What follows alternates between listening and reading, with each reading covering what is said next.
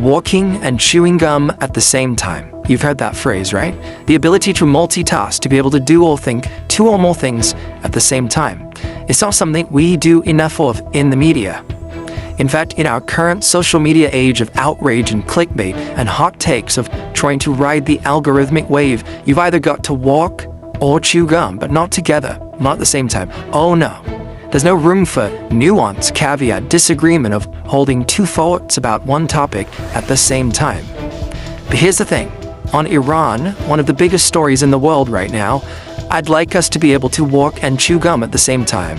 Because right now, you have a lot of people in the Iranian diaspora especially, saying the world should be condemning the killing of Iranian protesters by a brutal Iranian government. And you have a lot of people, including on the left, saying the world should be opposing Israeli interference and US attempts at regime change in Iran. And I'm saying we can do both. To my friends on the left, I say this: to deny that atrocities are taking place against Iranian protesters, many of them unarmed, not violent, to deny that they're being gunned down in their hundreds, if not thousands, is ridiculous. You can't just ignore the eyewitness reports of mass killings, disablings, and torture. You can't ignore the verified videos coming out of Iran of corpses lined up at hospitals and morgues.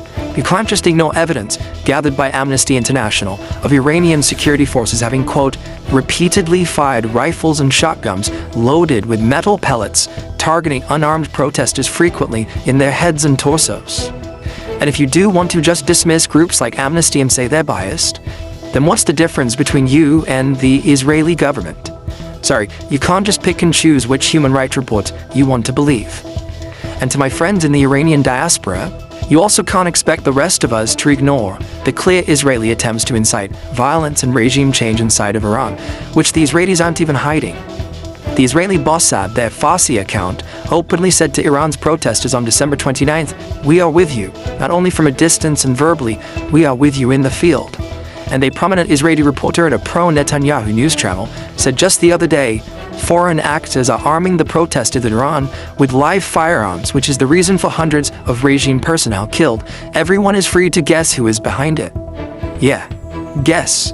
Maybe it's the one country in the Middle East that has a clear interest in all its neighbors in the region being riven by civil war. Nor can you expect us in this moment to ignore the US's own sordid history of CIA regime change in Iran, going back to 1953 and the coup against elected Iranian Prime Minister Mohammad Mossadegh, or the role of hawkish US senators right now in boosting the unelected son of the unelected and brutal Shah of Iran, or expect us to pretend that the Trump administration gives a damn about Iranians, the same Trump administration that has repeatedly deported Iranian asylum seekers back to Iran in shackles, including just last month.